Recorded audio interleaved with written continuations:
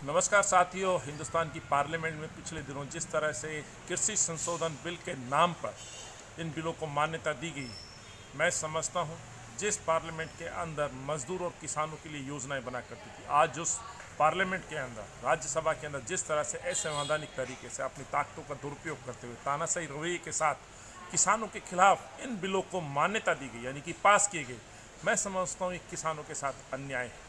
इस सरकार का, यदि मोदी सरकार का यदि आप पूर्व में इतिहास देखें तो लगातार झूठ बोलने का काम देश के प्रधानमंत्री और ये सरकार कर रही है। इसीलिए आज Congress party speak up for farmers के नाम से कैंपेन चला रही है। साथियों, इस कैंपेन के साथ आप जुड़िए और बताइए किस तरह से इस पार्लियामेंट के अंदर कुछ चुने देश के बड़े घरानों को लेकर के योजनाएं बनती हैं, उनको फ़ायदा पहुंचाने के लिए योजनाएं बनती हैं।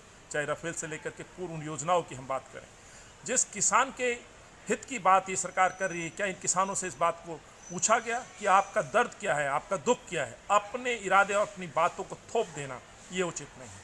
आज एमएसपी के नाम पर गुमराह करने का जो ये काम कर रहे थे, किसान मानने के लिए तैयार नहीं है।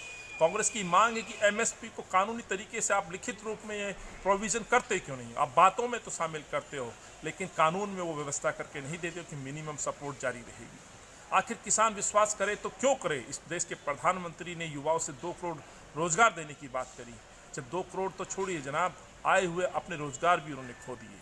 पूर्व में नोटबंदी की हम बात करें, लॉकडाउन की हम बात करें, 21 दिन का समय मांगा, पहले 50 दिन का समय मांगा।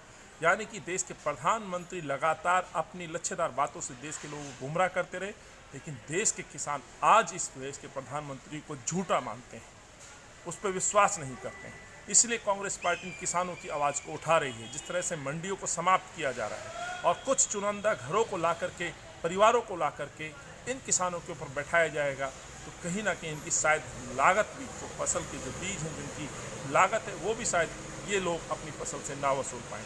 तो एक अंधकार में जीवन जीने के लिए मजबूर किया जाएगा और कहीं ना कहीं ये किसान मजबूर होंगे अपनी जान को देने तक के लिए, खुद को ये कदम उठाने के लिए।